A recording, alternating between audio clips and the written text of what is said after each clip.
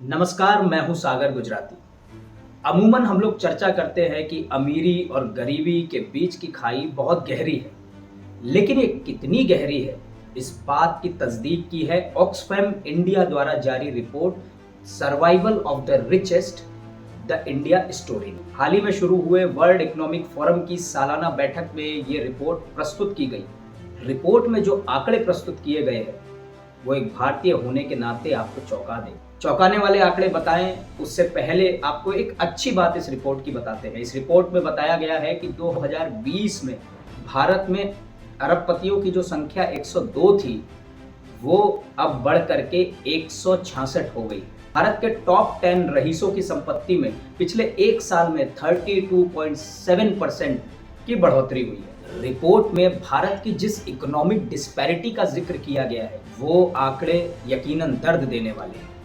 Report में बताया गया है कि भारत की 40% संपत्ति सिर्फ 1% अमीर लोगों के पास है और नीचे के 50% लोगों के पास यानी कि हम जैसे लोगों के पास सिर्फ 3% संपत्ति है। मतलब 1% लोग 40% लेके बैठे हैं और हम जैसे 50% लोग सिर्फ 3% में सिमटे हुए हैं। रिपोर्ट ने केवल असमानता के आंकड़े ही पेश नहीं किए बल्कि इसको दूर करने की तरकीबों के बारे में भी कुछ बताया है। रिपोर्ट में बताया गया है अगर सबसे अमीर 1% लोगों पर 5% तक का टैक्स लगाया जाए तो जितने भी स्कूली ड्रॉप आउट बच्चे हैं जिन्होंने स्कूल छोड़ दिया है उन सबको वापस मुफ्त शिक्षा दी जा सकती है। हालांकि भारत सरकार ने पिछले कुछ वर्षों में शिक्षा के स्तर को सुधारने और ड्रॉप आउट रेट को कम करने के लिए बहुत व्यापक प्रयास किए हैं। इसके साथ ही रिपोर्ट में यह बताया गया है कि भारत के अरबपतियों की संपत्ति पर सिर्फ एक बार 2% का टैक्स लगाया जाए तो सरकार के पास 40,423 करोड़ रुपए आ जाएंगे। इतने पैसे अगले 3 साल तक कुपोषण से लड़ने के लिए पर्याप्त होंगे। साथ ही यह भी बताया गया है कि भारत के 10 अरबपतियों पर सिर्फ एक बार 5% का टैक्स लगाया जाए तो 1.37 लाख करोड़ रुपए इकट्ठे होंगे। 1.37 लाख करोड़ रुपए। ये पैसे जो आयुष मंत्रालय है और जो स्वास्थ्य मंत्रालय है उसके बजट को कंबाइन कर लिया जाए तो उसका भी 1.5 गुना है। एक और चौंकाने वाला आंकड़ा इस रिपोर्ट में बताया गया है कि 2021-22 में सरकार को जीएसटी से जो आमदनी हुई है उसका 64% हिस्सा हम जैसे लोगों ने दिया है। मतलब निचले 50% लोगों ने दिया है।